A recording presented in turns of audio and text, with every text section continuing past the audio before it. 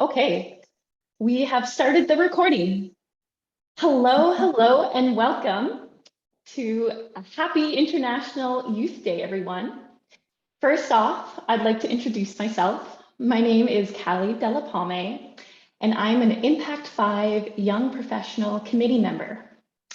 I'm joining this chat today from Mi'kma'ki, the unceded and ancestral territory of the Mi'kmaq people in Nova Scotia, Canada.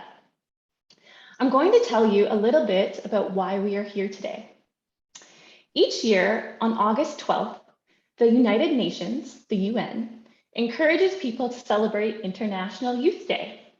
And we're here today to chat about young ocean professionals and collaborative ocean stewardship across generations, thanks to Nature for All. Nature for All is a global movement that helps inspire the love of nature. We're also going to tell you a bit about the 5th International Marine Protected Areas Congress, also known as IMPAC5. And it's taking place from the 3rd to the 9th of February, 2023 in Vancouver, Canada. For those of you who aren't aware, IMPAC5 is a global forum that brings together ocean conservation professionals and high-level officials to inform, inspire, and act on marine protected areas. But first, let's get back to International Youth Day. This year, the theme of International Youth Day is Intergenerational Solidarity. This theme highlights the need to foster collaborative, meaningful, and equitable dialogue across and between generations to work together on global issues such as addressing the climate crisis, biodiversity loss, and ocean conservation. The theme also focuses on the need to combat ageism as we collaborate to build blue economies, respect Indigenous peoples' leadership, and cooperate to create global networks of marine protected areas. And this is why I'm here on behalf of Nature for All to chat with Hinano Murphy and Olivia Livingstone about ocean connections, ocean knowledge, and ways to remove barriers amongst people of all ages to work together for the world ocean. So let's get started with some intros. Hinano, I'll start with you. Who are you and when did you fall in love with the ocean? Where do you live and what is the closest body of water to you? So thank you for having me today, inviting me today to this Zoom contact today. And my name is Hinano Murphy. This is my short name, Hinano, but my real surname is Teurumeriariki. So you understand why I've been called Hinano. I was born in a Tuamotu Island. It's on a very, very tiny atoll. At that point, there were only a family living on this atoll. My mom, when she was pregnant, she took off and went to this remote island to be with her great-grandfather and having them helping her to deliver this baby. And so I was born there, and I can say that my first contact with the ocean was there, right at the birth, because I was born on this island. It was a special birth because only the elders were there surrounding my mom and helping her deliver me. And also I have a very special registration, because at that time, to register the birth, you have to wait for the boat to come through this island because it's so remote. And the boat can come once every 6 months, or once, if you're lucky, once every 3 months. But they have a way to register the birth. It was a bird that we call it kota. It's a big frigate bird that has got the red, wrote here. And they raise these birds, and whenever we have a message to deliver, they tie the message to the wing of this bird, and the bird will fly to the other island. So that's to cross the ocean. That's also something very special, and I am fortunate, or we can say, to have been one of the last person registered that way on an island in the Pacific. So this island is in the middle of the Pacific Island, Pacific Ocean, where in the Tuamotu archipelago, they are all atolls, no mountains, but very, very tiny one. And only families that when they get to these atolls, they go for a special purpose, because they let the atoll rest for 6 months, and then they open the right to go on the atoll to do copra, to fish, to to take care of the island, and then they come back. So that's one of the aspects of my. I was born there. Then I grew up. I've been adopted, and I grew up on Moorea. Moorea is next to Tahiti. It's a very beautiful island, and so I lived there. I grew up there. Went to school there. I had a family, adopted family, who raised me up. My mom was a midwife, my adopted mom, and my dad was working for. He was on the boat, crossing the ocean, and then at one point he was staying home and taking care of me, of us. We are grew up there, and then started a career of being a teacher. I didn't want to be a midwife because I didn't think I was able to get what my mom, step in my mom's footsteps, because she's done such a lot of work for this island that for me, I wasn't going to be able to follow her footsteps. I got great admiration of her work, but doing that, following her, I was very, very interested to be among elderly people. And this is where I got all my stories for legends, for, the way they are living. They're telling me stories of how they look at the ocean, how they deal with the ocean, and why is it important. And that's where I spend a lot of time listening to them. And then afterwards, I was a teacher. I became a teacher, and always interested in my culture, in my language, and always, try to work with the community. And this is where I get that passion of the ocean. And I will just remember all these stories that, all these elders, all these papa and mama would tell me. The ocean is not different from the land. It's not separated. It's one. It makes one with the land. Land and ocean are one. And you always have to be there to find a balance between land and ocean.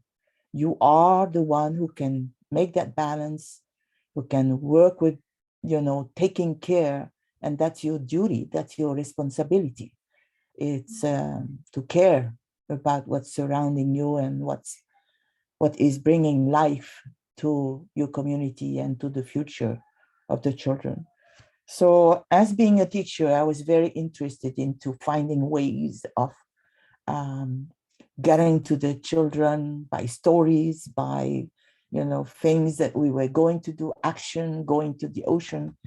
And later on, I work, as a person, as a referent for our culture, because it's all embodied in the culture, and you can't separate that. And I think the source of it is your culture, is your language, and it's the way you communicate with the elements, with your with your people, with your children, but also with nature.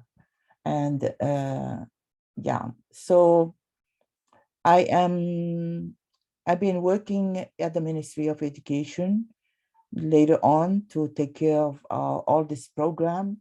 And then I quit and work at the ministry as a technical advisor for culture and language. And then I retired.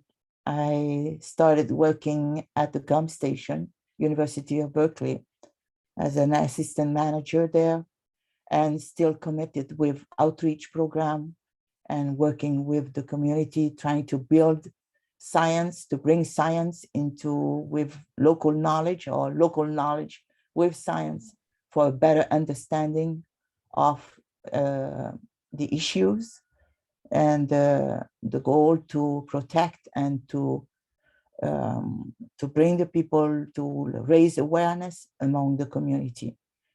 And now I'm also working, I retired from GUM station, but I still have my NGO, still working with the community, with women, with young girls, and on that matter, and working also with Tetiaroa Society as a culture advisor for this other NGO working on Tetiaroa. Tetiaroa is an atoll, it's the closest atoll to Tahiti. And this is where I'm also working. So it's not much. This is only, yeah. Thank you so much for sharing. Thank you. And now I'll ask the same question to Olivia. Who are you, and when did you fall in love with the ocean? Where do you live, and what is the closest body of water to you? Thanks, Caleigh. Thanks, everyone. So happy International Youth Day. I'm Olivia Precious Livingstone. I live in Liberia, and I've always been a lover of the ocean because it has always possessed this magical quality. I see the ocean and I think about what's beneath there, what's going on. And it might sound funny, but I always used to think that it's connected to heaven, because when you stare at the ocean, you don't see the end and you just see it connected to the skies. So I always felt that maybe this is the easiest way to go to heaven. But I've always loved the beach. It's a safe space for me. It's where I used to go from a child. From when I was a child, and even up to now, it's where I go to clear my head.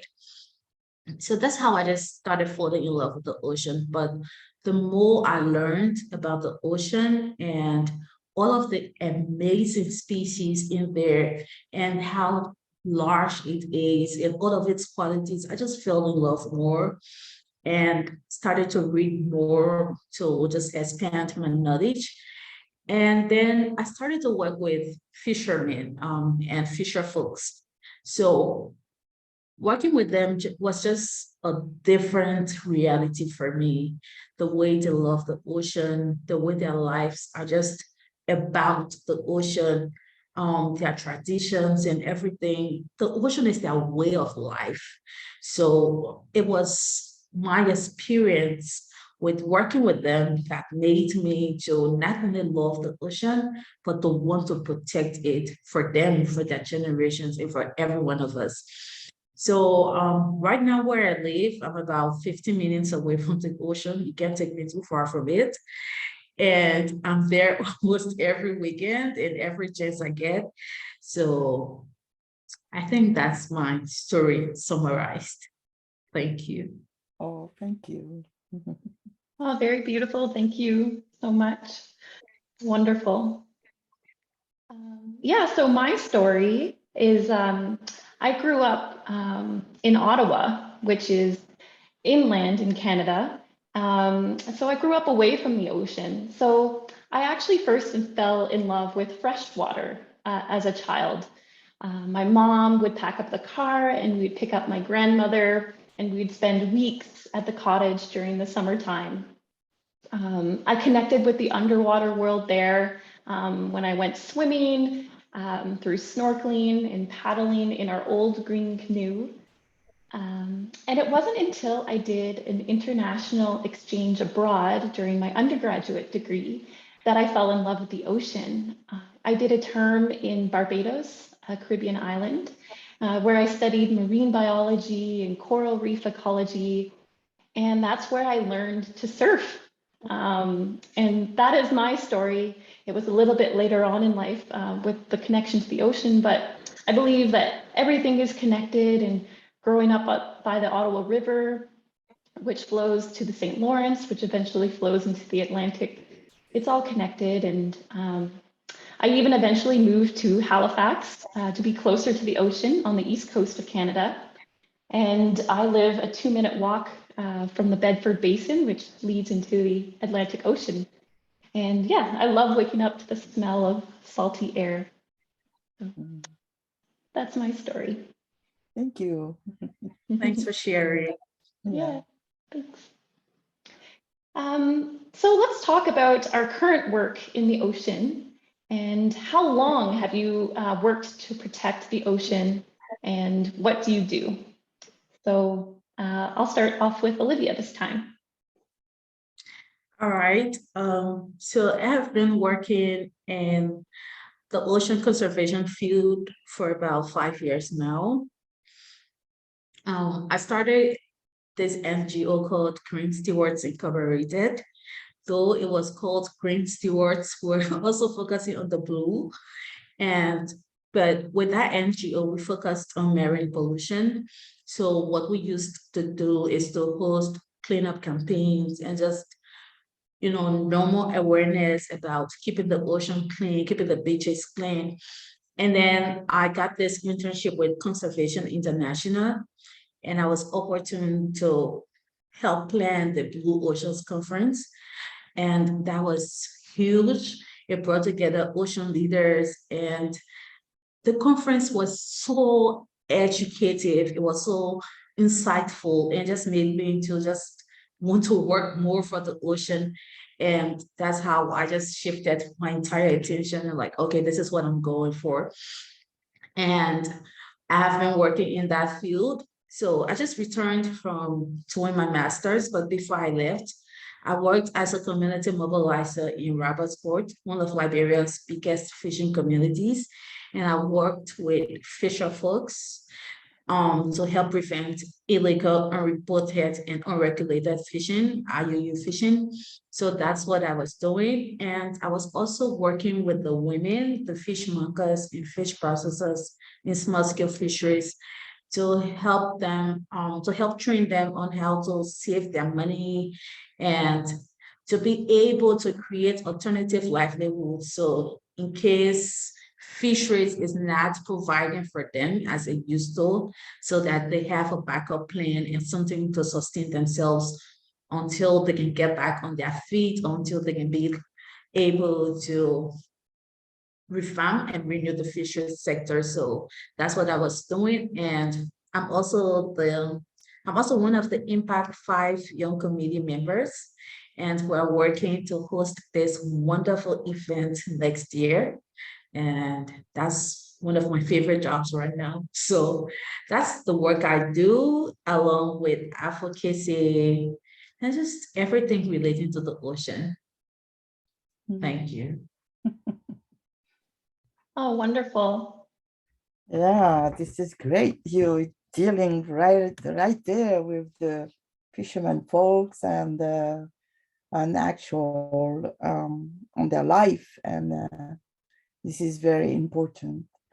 For me, I am working with the younger, very, my interest is more how to bring families to understand the issues of, the ocean, of the, the responsibility that we all have, for the ocean. And so I'm interested really in very, very young age, and working, because I've been a teacher for kindergarten school, and but also trying to get the people to understand and to go with them and trying to see what's their interest into the ocean. How do they look at the ocean, and how can we today use this to bring them back to the ocean and to have this traditional way that they have, because they were living a very, very, say, uh, I'm looking for the term in English, sustainable way, to protect the ocean. And so for that, I work on stories, I work on legends, I work on their practices at home, I work on their way, how do they reconnect with the ocean, how the mother, when the babies and when the kids are, growing up, how do they go to the ocean, what kind of games they're doing, how do they learn fishing, and into that, how do they implement their way of protecting the ocean. And this is work where I was interested, and it's kind of interesting because you started by all living creature in the ocean, because all our legends are built around a sea creature. It could be the octopus, it could be the big whales, it could be the sharks, it could be the eel, the moray eel, it could be, and all those stories and all these lessons that we can get comes from these stories. And to bring it back to the community, to tell these stories and to learn more from these stories and to point it out, and then after bring the science into it, that's how I got really, really interested into finding ways of raising awareness to the community. Challenges has been very, I think like about 30 years ago, our elders started to point out that we have less and less fish in the ocean and in the lagoon, and that the fishing is more and more difficult, and that they see changes in the ocean and in their way, the practices, and of course, the way that they are using, I mean, the tools they're using for fishing. But also at the same time, there is less and less body of knowledge, traditional knowledge, that are used by this because they are not known. They stop transmit the knowledge. And that's how people got away from what they were using as traditional, as sustainable way to protect, to get access to resources. They left all that to come in a very, very modern way and trying to catch however, how many we can get, store it in the freezer. And this is the way, and become more and more greedy by having less and less relationship with the ocean.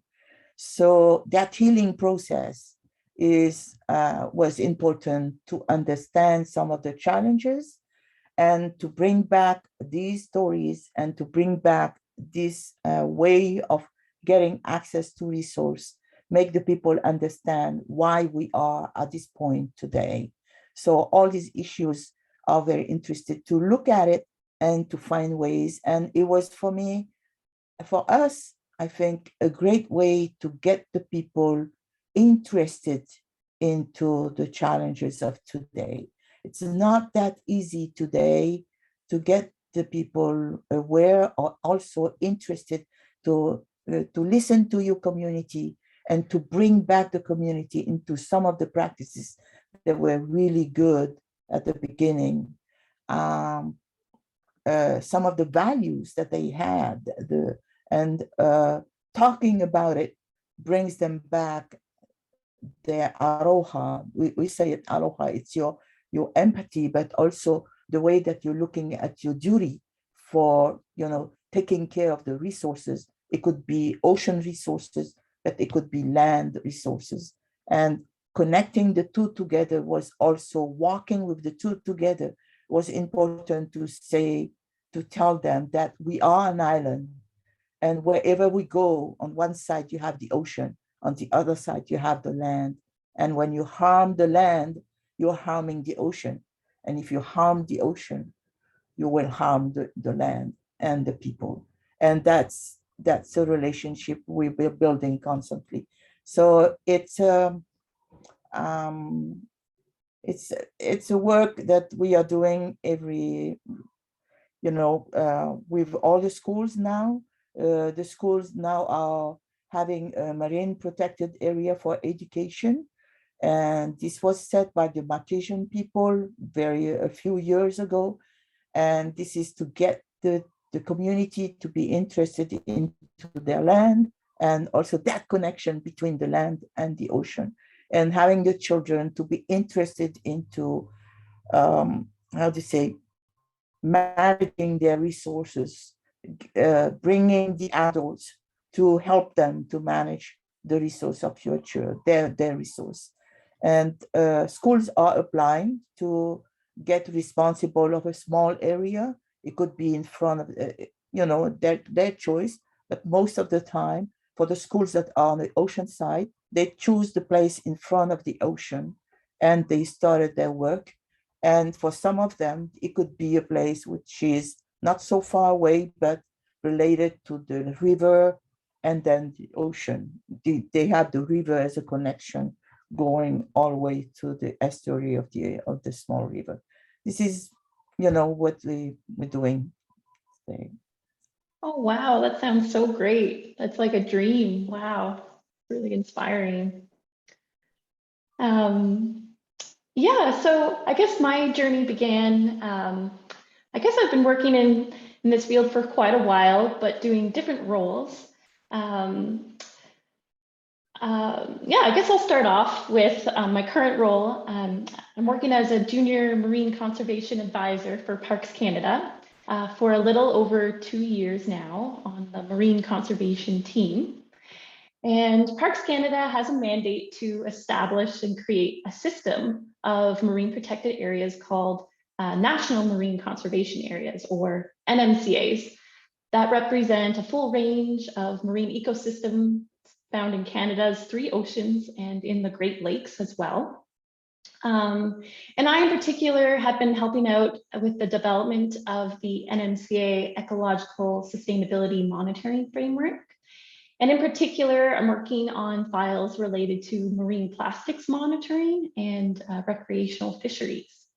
A colleague in my started up a project this year called Team Up and Clean Up the Shore. And it's a citizen science project where people can grab shoreline cleanup toolkits and clean up the beach on their hike through coastal areas of national parks and national historic sites, and in an NMCA, Lake Superior NMCA.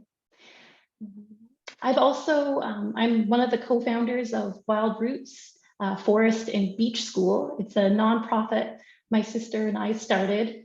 The school is really a passion project of mine, where it's our mission to inspire people to deepen their connection to nature and ultimately themselves. And I also really believe, after studying so many years in university, that the more one gets to know nature and develop those connections, especially at a young age, the more they will do to fight to protect it. So it's child-led, it's place-based, and where children have access to the same place over a long period of time, so they can really develop those connections. So that's, yeah, some of the work that I do.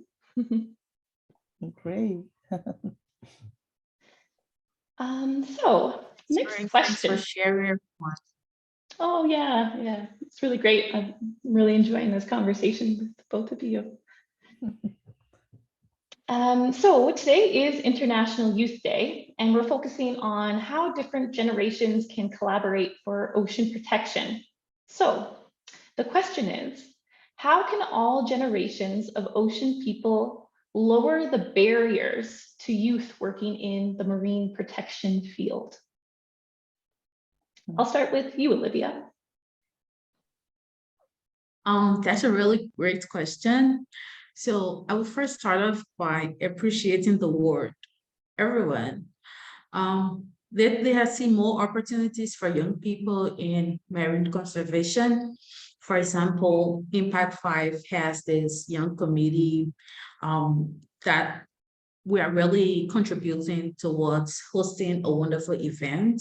And then there is Sustainable Ocean Alliance, the UN SDG Young Leaders. Conferences are happening and opportunities are being created for young people to attend those conferences. And that's something that we should commend. So thank you, Ward, for the opportunities. But there was always a room to do more. There was always a room to grow. And one way we can start is by offering internships. When I was in Cottington, while I was still doing my undergrad, Conservation International helped me a lot by giving me the chance to serve as an intern and exposing me to conferences and other events that helped me to decide on the career path that I wanted to follow. This is one thing that young people around really don't have. It's really good to want people with a lot of experience, but it's also good to be able to mentor people so that they can have that experience. And by mentoring them, we can also help them to fall in love with nature. As you were talking about, Caleigh, we can be able to say, okay, so this is what we're doing, and this is why we think you should join us to do this. So I think one way we can break the barrier is to offer internship opportunities to young people who are interested in marine conservation so that they can come on board and they can learn from us and they can be able to start their career from there. Another one is to offer scholarships. So a lot of international conferences are happening, but a lot of young people are not attending. And one reason why they're not attending is because they cannot afford the fees. So I live in Liberia. If a conference is happening in Canada, in the USA, in Europe, it's going to cost me a lot to attend those conferences. But if there are scholarships that I can apply for, I would definitely do that because I want to be present. I want to meet young leaders. I want to meet other leaders to Generational Solidarity. But how can I go there if I don't have the funds to do so? So I think we should offer more scholarships, more internships. And when we offer those things, we should respect the opinions of the young people. We should respect their suggestions. We shouldn't just invite them to the table and after conversations, that's it, that's where it ends. But their opinions should also be reflected in final documents so that wherever they end up going, when they're reading those documents, they can be able to say, okay, I participated and this is what I said, this is what we said. So I think we should start from there. Thank you. Mhm. Yeah, thank you, Olivia. Those are really great suggestions. I'll just go from here just because I want to build on what Olivia said, Hinano, if that's okay. I do want to share a success story. As I had the opportunity for an internship with Oceanwise Direct Action, and I had access to mentorship and from ocean conservation professionals through this program. And that's what led me to my job with Parks Canada. And so I am really grateful for that opportunity. And it would be great if more people had access to internship opportunities like that. And yeah, I just wanted to share my success story with that because I was right in the middle of the pandemic and I was looking for opportunities and that came up and it really supported me. So, and I'm, yeah, so grateful for that opportunity. All right, Hinano, what do you think? Wow, this is so great. I'm really happy to hear youth going, looking for opportunities to be more involved and to learn more. And yeah, I totally agree. Is one way is to give opportunities to our youth to learn more, to be involved in some of the programs that are done, and also to help the students to have, stewardship, to look at those opportunities. This is great. And what is important is to build a network, and this network is going to be there helping and trying to inspire other communities of doing the same thing. And that is very important, but also bring the tools, learn how we process, how we can succeed in such big programs. I mean, it could be small program for the community, but they're successful, and this is very important. And to check how we to see how we challenges those issues. But there's one aspect also that I would like to, for me, is that, when we are looking at work that are generations, we have to be involved all the parties, everyone. And the thing that I find out that brings the people together is local knowledge.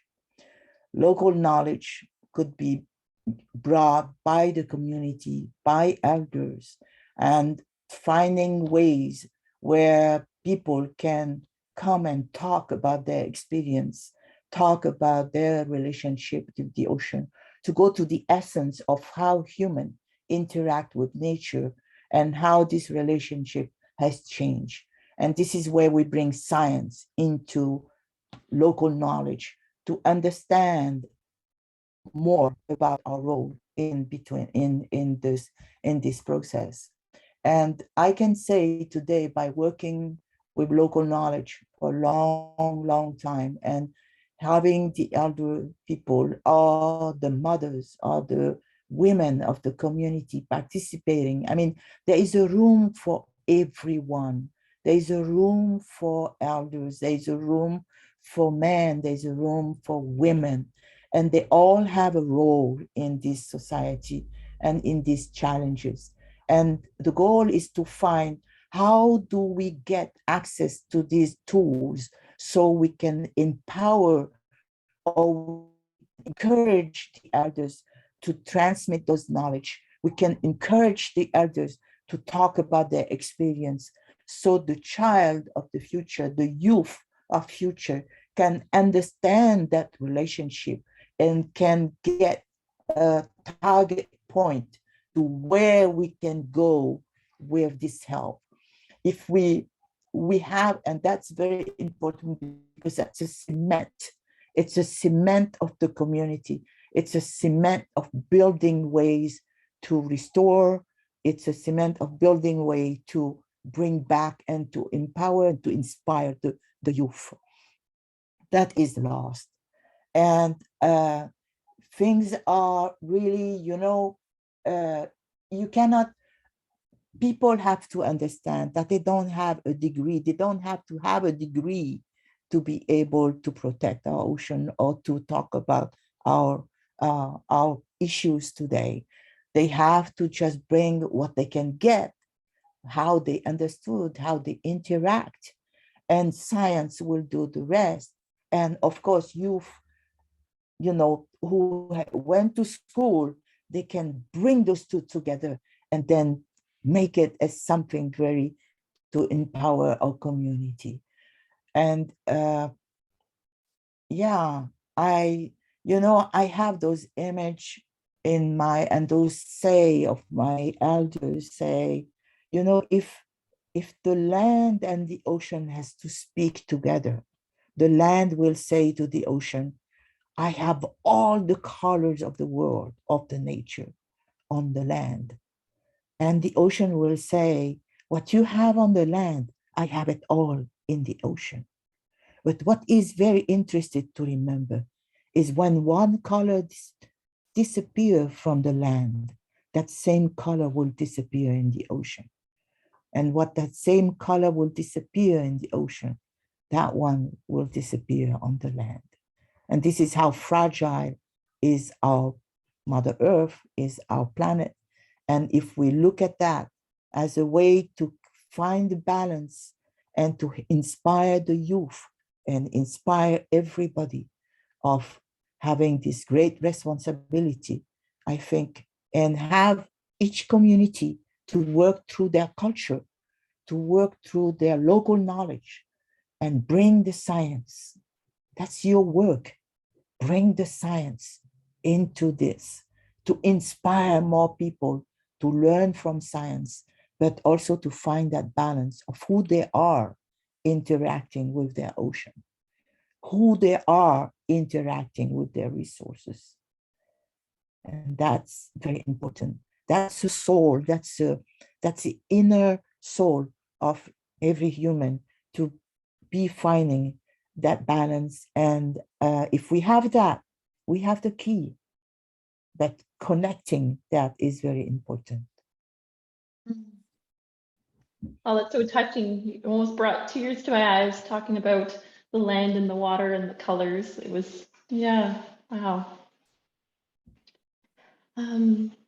So next question then, when related, is how do we listen and respect ocean protection knowledge holders?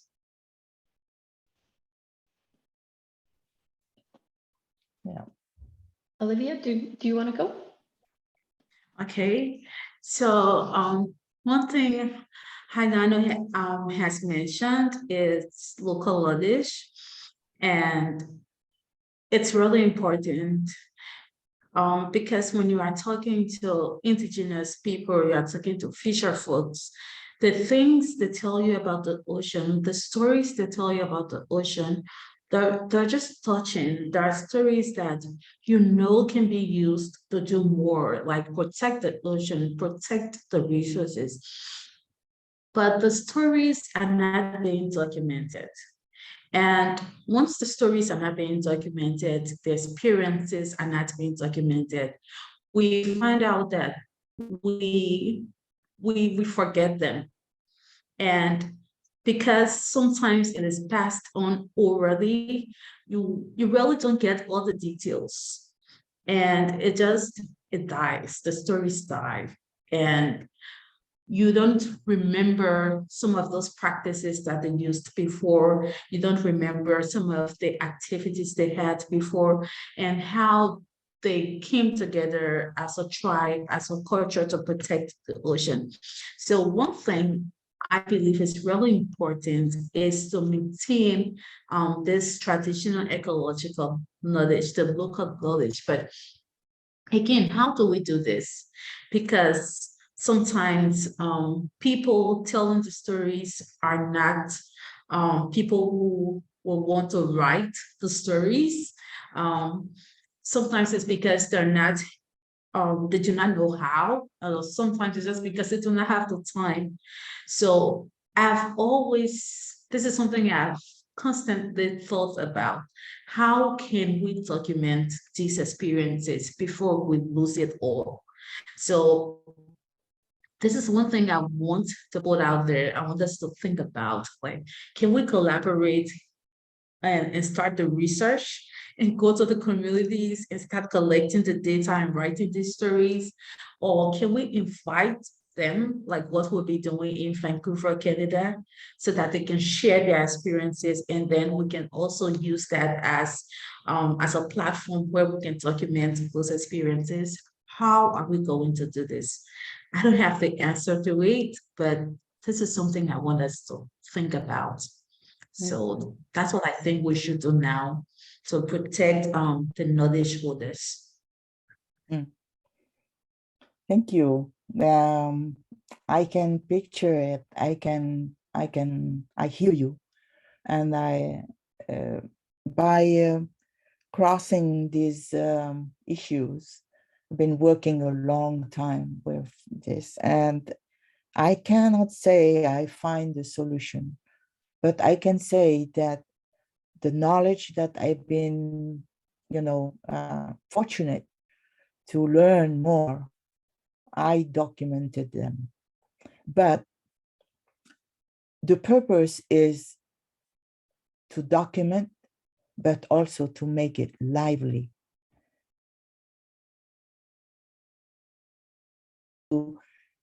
To understand why these stories are there, and also to bring them to communicate those. Because if you get the stories and you are the communicator, it doesn't work. I learned it works only on this very tiny schedule, but you lost a lot of body of knowledge because you're still missing some information. But if you put them in the middle and you bring the children, or you bring everyone like a talk, and this elder will be the one speaking, or the one who is holding will be the one speaking, and you record it, and also the one acting, because it's something to speak, it's something to act when you are with other people. And that's where all the body will speak and the soul will speak, and you understand. And what I found with the elders or with the community is it's always in small action that you find bigger solution. Very tiny one, very small passage where you bring these elders and you say, so Papa, you've been telling me about the name of this place or the name of this area in the ocean, but how come this name is carrying a name of a flower? And you go with him, you go with some other youth, and you let him explain to you, and you listen, you record, and you let him explain. And that is a powerful moment for everyone. It is time consuming, but it is great knowledge that you implement back in the community by having this person there. And when he gets in explanation, when you get to an explanation that is currently taking in consideration the current, the wave, the mountain, the air flowing from the mountain, you learn like you are in science. But this is in chanting, in a small ritual that he is doing. And when you go through this ritual and when you go through this chanting, you understand that everything is embodied into this small ritual, where it is too long to put it as writing and understanding the process. It is all embodied because that was the way in oral tradition. They kept the knowledge and they summarized the knowledge into very, very tiny pictures that you can get. But inside that picture, you have everything related to the ocean. And I find out that I learn more into those moments than learning more. It's exactly what you're saying. I want to be having an internship where I can be on the site.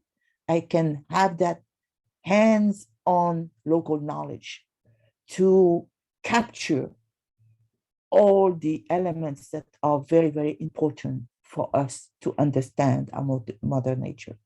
You do understand that, but then after today, you have to bring that, to convert this into science, or to have science to understand this body of knowledge that is all summarized in one idea or in one picture. And that's, and I agree with you having that. But I also think and deeply think that when you are with a community, when you understand the people, the fishermen, here there's a fisherman, he says, whenever I go on the ocean, every day I go fish. When I take off, I stop at the entry, at the pass, because there are passes. I stop at the pass, it's natural paths. And I do a prayer to nature. And I ask the ocean to protect me and to give me what I can have for the day to feed my family. And when I come back, I am happy of what I got from the ocean. If he didn't give me anything, I would go on land and find what is. But when he gave me 1 or 2 fish, I am happy because that's what the ocean found, that this is what I have today to feed my family. And that humility, it teaches the people humility, but also appreciation, also, how to say, feeling for the ocean. When they come back, they stop at the same pass and they thank for bringing him back safe from, taking care of him for all that journey he went on the ocean, for giving him fish or supplying him with whatever the ocean has been given. And it's that humility that you need to be able to look at the bigger issues. If you don't bring the people to understand that, we can keep on going in this race of getting more fish, how you get more fish, how we get the more resources, and not looking at this humility and trying to say, okay, how can I preserve the resources of the future generation?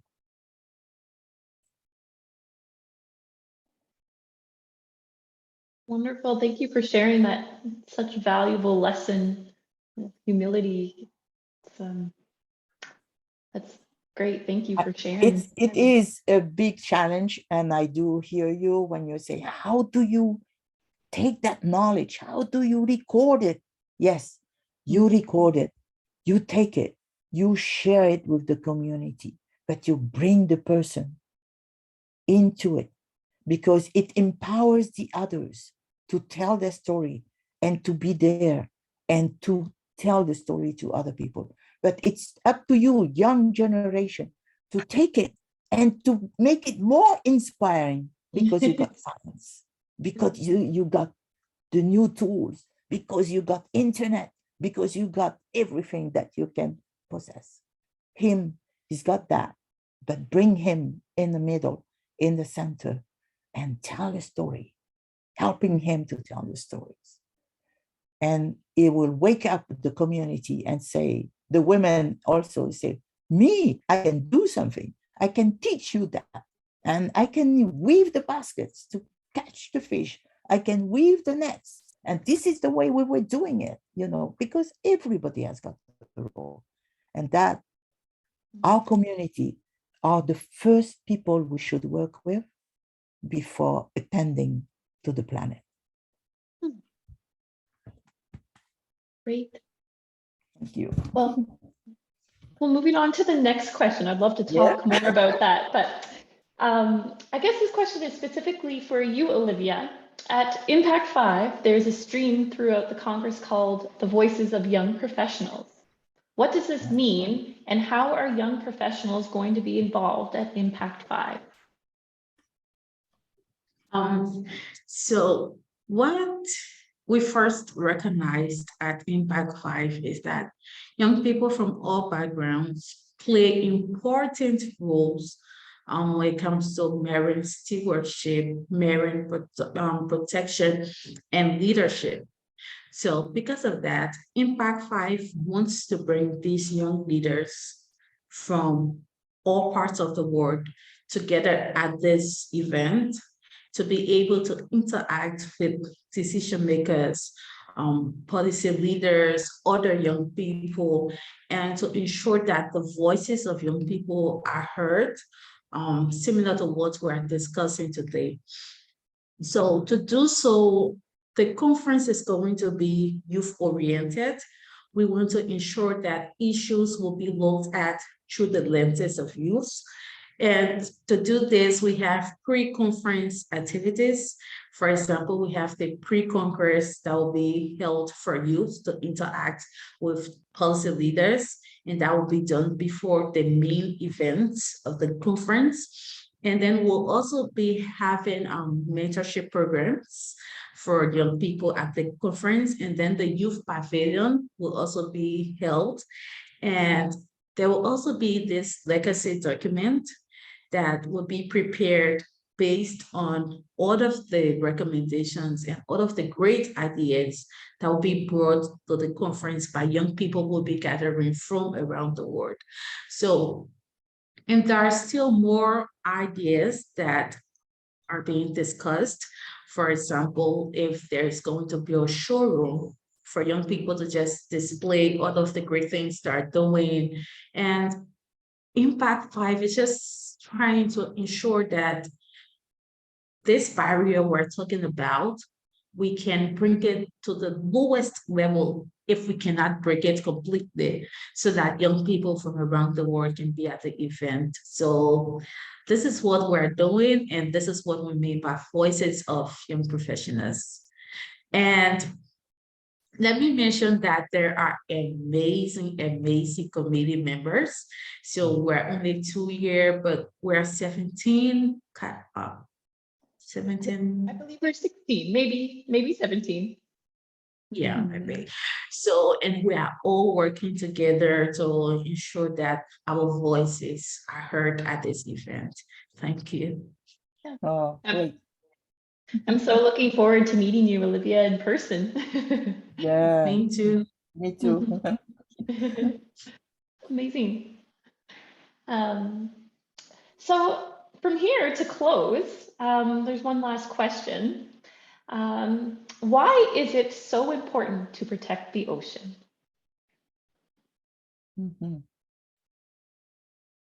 Yeah. Okay, I could go first. Yeah. So I have a really simple answer to that question. I could go on and on to talk about all of the biodiversity, all of the services the ocean offers, and how it's helping with climate change and everything. But I was just inspired by something Lionel said, and I always say this: the ocean deserves to be protected. It deserves to be conserved. I mean, and it's not to look at it from this anthropogenic lens and because of what it offers humans, but instead we should be humble and say, because it is the ocean, it should be protected. It has its intrinsic rights. It should be protected because of that. So that is my simple answer. I'm not going to talk about the services or anything, but I feel I have the right to be protected. You have the right. Everyone has the rights. The ocean too has its rights. And because of that, we should respect it and we should protect it. Thank you. I love that, Olivia. Really great. Great. Hinano? Yeah. Thank you, Olivia, for this answer. For me, ocean is water. For us in Tahitian, we say moana as the ocean. Thai, there are many, many words describing, but water is vai. And vai in Tahitian also means life. It also means existing. If you exist here because of all this body of water surrounding us. And the water is life. And for me, it's a person. It's the ocean is like a person. Why do we need to protect? It should be also protected by itself. It should be the resources, the person that we have to respect. It's like, for me, life, ocean is life, and life is important for all of us. It doesn't need us, but we need life. That's how I think that it is important. We need that vai, we need that water, we need to survive, to live and for generation and generation. And it is important to be doing that. And if we acknowledge, if we recognize that as a body, as a person, it has got the rights to be protected. Beautiful. Thank you both for your answers. I was going to quickly just say that yeah, the ocean supports life, and I'm passionate about protecting it for my future children, grandchildren, great-grandchildren, for generations to come. And I've also found that the ocean is just such an incredibly healing place. And I want that refuge to be there for generations to come. So yeah, so thank you so much for participating in this Youth Day chat today. We are so glad that you could join us. Feel free to share this reel on your social channels by tagging Nature for All, Protect Blue Nature, and Protégeons la nature bleue. Yeah, hopefully we'll see you at IMPAC5 in February in 2023 in Vancouver, Canada. And happy International Youth Day, everyone. Happy International Youth. I was really thrilled to learn more from you. Thank you for sharing. It was a great pleasure for me to be here with you and sharing all our knowledge. And I'm looking forward to meet you all. To meeting Same you. here. Thank you. Thank Yes. you so Thank much. you a lot. Thank you so much. Yeah. Maururu.